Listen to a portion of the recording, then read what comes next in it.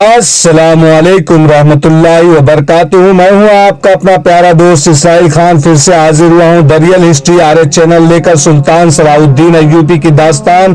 امید ہے یہ کہانی آپ کو اچھی لگتی ہوگی۔ یہ آپ کا اپنا چینل ہے، اسے لائک، سبسکرائب، کمنٹ، شیئر ضرور کریے گا۔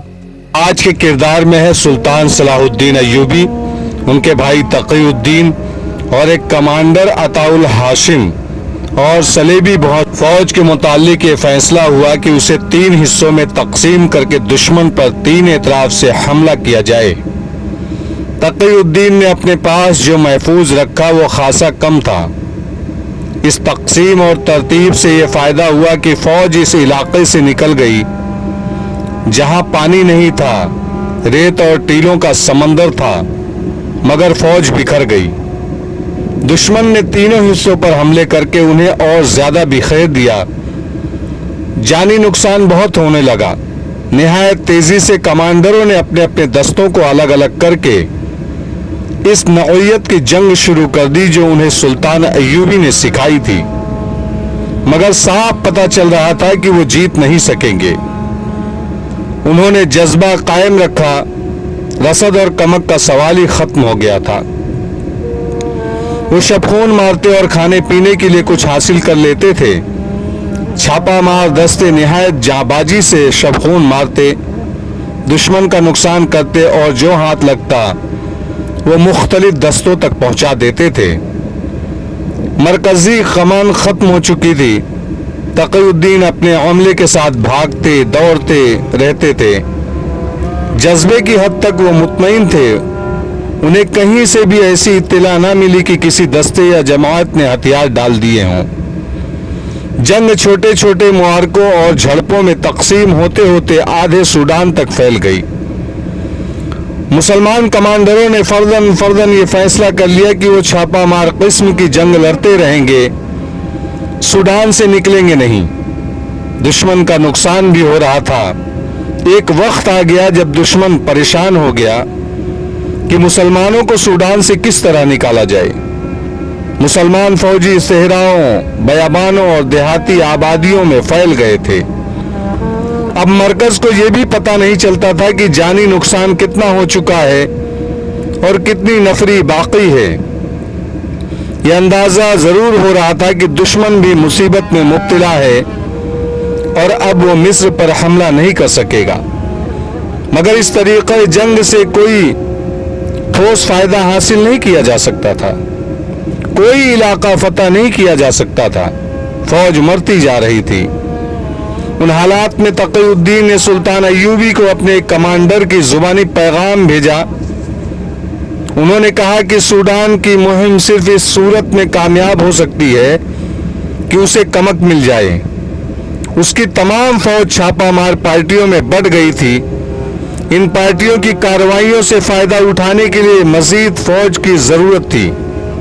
تقی الدین نے سلطان ایوبی سے پوچھا تھا کہ کمک نہ مل سکے تو کیا وہ سوڈان میں بکھری ہوئی فوج کو یکجا کر کے مصر واپس آ جائے۔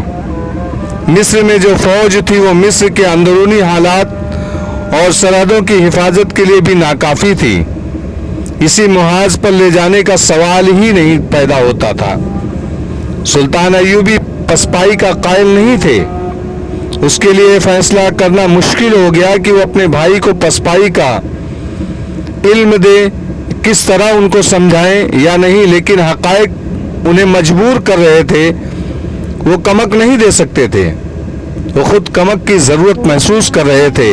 وہ گہری سوچ میں کھو گئے۔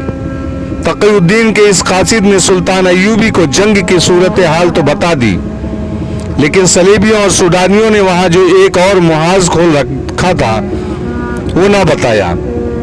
غالباً اس کمانڈر کو معلوم نہ ہوگا، ایسے انکشافات بہت بعد میں ہوئے تھے۔ تقی الدین کی فوج 10-10، 12-12 کی ٹولیوں میں بکھر کر لڑ رہی تھی۔ بعض علاقوں میں خانہ بدوشوں کے جھوپڑے اور خیمے بھی تھے، بعض جگہیں ہری بھری اور سرسبز بھی تھی اور بیشتر علاقے بنجر، ویران اور ریگستان تھے۔ ایک شام 3 چھاپا مار مجاہدین واپس اپنے ایک سینئر کمانڈر کے پاس آئے۔ ان میں 2 زخمی تھے۔ انہوں نے سنایا کہ ان کی پارٹی میں 21 افراد تھے اور 22 وہ پارٹی کمانڈر تھا. دن کے وقت یہ پارٹی ایک جگہ چھپی ہوئی تھی. پارٹی کمانڈر ادھر ادھر اس طرح ٹہل رہے تھے جیسے پہرا دے رہے ہوں یا کسی کی راہ دیکھ رہے ہوں. ایک سوڈانی شتر سوار گزرا اور پارٹی کمانڈر کو دیکھ کر رک گیا. کمانڈر اس کے پاس گیا اور معلوم نہیں اس کے ساتھ کیا باتیں کی. شتر سوار چلا گیا تو پارٹی کمانڈر نے اپنے 21 جانبازوں کو یہ خوشخبری سنائی کہ 2 میل دور ایک گاؤں ہے جہاں مسلمان رہتے ہیں. اس شتر سوار نے پارٹی کو اپنے گاؤں میں مدعو کیا تھا.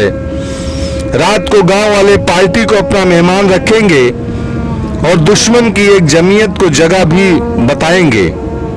تمام جانباز بہت خوش ہوئے. کھانا دانا ملنے کے علاوہ دشمن پر حملے کا موقع بھی مل رہا تھا. سورج غروب ہوتے ہی یہ سب اس گاؤں کی طرف چل دیے. وہاں جا کے دیکھا کہ صرف 3 جھوپڑے تھے. ادھر ادھر درخت تھے اور پانی بھی تھا. سپاہیوں کو جھوپڑوں کے باہر ڈیرے ڈالنے کو کہا گیا. پارٹی کمانڈر ایک جھوپڑی میں چلا گیا. باہر مشالیں جلا دی گئی اور سب کو کھانا دیا گیا. پارٹی کمانڈر نے کہا کہ سب سو جاؤ. حملے کے وقت انہیں جگا لیا جائے گا. تھکے ہوئے سپاہی سو گئے. یہ 3 جو واپس آئے ان میں سے ایک سو نہ سکا یا اس کی آنکھ کھل گئی. اسے ایک جھوپڑے میں عورتوں کے قہقہوں کی آوازیں سنائی دی, یعنی ہنسنے کی. اس نے جھانک کر دیکھا. جھوپڑے میں پارٹی کمانڈر 2 نہایت حسین لڑکیوں کے ساتھ ہنس کھیل رہا تھا اور شراب چل رہی تھی. لڑکیاں صحرائی لباس میں تھی لیکن شہرائی لگتی نہیں تھی. اس سپاہی کو باہر کچھ دبی دبی آوازیں سنائی دی. چاندنی میں اس نے دیکھا کہ بہت سے آدمی آ رہے تھے جن کے ہاتھوں میں برچیاں اور تلواریں تھی. سپاہی جھوپڑے کے اوٹ میں ہو گیا اور دبکتا رہا کہ یہ کون لوگ ہیں. دیکھتا رہا. جھوپڑے میں کوئی داخل ہوا. اس کی آواز سنائی دی. کیوں بھائی, کام کر دیے؟ پارٹی کمانڈر نے کہا. تم آ گئے؟ ہاں, سب سوئے ہوئے ہیں, ختم کر دو. اور لڑکیوں کے قہقہے سنائی دیے. وہ آدمی جو آ رہے تھے سوئی ہوئی پارٹی پر ٹوٹ پڑے. کچھ تو سوتے میں ختم ہو گئے اور جو جاگ اٹھے انہوں نے مقابلہ کیا. یہ سپاہی چھپا ہوا دیکھتا رہا. اسے اپنی 2 ساتھی بھاگتے نظر آئے. موقع دیکھ کر یہ سپاہی بھی بھاگ اٹھا اور اپنے 2 ساتھیوں سے جا ملا. وہ دونوں زخمی تھے. کسی نے ان کا تعاقب نہ کیا. یہ معلوم نہیں ہو سکا کہ پارٹی کمانڈر شتر سوار کے دیے ہوئے لالچ میں آ گیا تھا یا وہ پہلے سے ہی دشمن کا ایجنٹ تھا اور اپنے آدمیوں کو مروانے کا موقع دیکھ رہا تھا. بہرحال یہ انکشاف ہوا کہ دشمن نے بکھرے ہوئے مسلمان دستوں کو ختم کرنے یا اپنے ہاتھ میں کرنے کے لیے لڑکیوں کو استعمال کرنا شروع کر دیا ہے. دشمن انسانی فطرت کی کمزوریوں کا استعمال کر رہا تھا. ان حالات میں لڑنے والے سپاہی کو پیٹ اور جنس کی بھوک بہت پریشان کیا کرتی ہے. دشمن مجاہدین کو ڈھونڈ ڈھونڈ کر حملے الگ کر رہا تھا اور نفسیاتی ہتھیار بھی استعمال کر رہا تھا. ایسے چند اور واقعات ہوئے. مجاہدین کو خبردار کیا گیا کہ کسی کے جھانسے میں نہ آئے. ایسے بہت سے واقعات میں ایک واقعہ قابل ذکر ہے. چھاپا مار دستے کا ایک کمانڈر عطاء الہاشم ایک جگہ بیٹھا ہوا تھا. اس کا دستہ 3-4 پارٹیوں میں بکھرا ہوا تھا. یہ مصر سے آنے والی رسد کا راستہ تھا. عطاء الہاشم نے اپنے صرف ایک دستے سے, جس کی نفری 100 سے کچھ کم تھی, رسد کے تمام تر راستے کو محفوظ کر دیا تھا. رسد پر چھاپا مارنے والے دشمن کا اس نے بہت نقصان کیا تھا. اس کے جانباز اچانک جھپٹ پڑے تھے. سوڈانیوں نے انہیں ختم کرنے کے بہت جتن کیے لیکن 5-6 جانبازوں کو شہید کرنے کے سوا کوئی کامیابی حاصل نہ کر سکے. عطاء الہاشم ٹیلوں میں ڈھکی ہوئی ایک جگہ بیٹھا تھا. اس کے ساتھ 6-7 جانباز تھے. یہاں اس نے ہیڈ کوارٹر بنا رکھا تھا. اسے صحرائی خانہ بدوشوں کے لباس میں 2 لڑکیاں ایک ادھیڑ عمر آدمی کے ساتھ نظر آئی. عطاء الہاشم کو دیکھ کر تینوں اس کے پاس آ گئے. लड़कियां सूडानी मालूम होती थी, लेकिन उन्होंने जो लिबास पहन रखा था वो बहरूप लगता था। उनके चेहरों पर गर्द थी, चेहरे उदास से और थकन भी मालूम होती थी। लड़कियां अधेड़ उम्र आदमी के पीछे हो गई। ये झिझक और शर्म का इजहार था। उस आदमी ने कुछ मिस्री और कुछ सूडानी जुबान में कहा कि वो मुसलमान है और ये दोनों उसकी बेटियां हैं।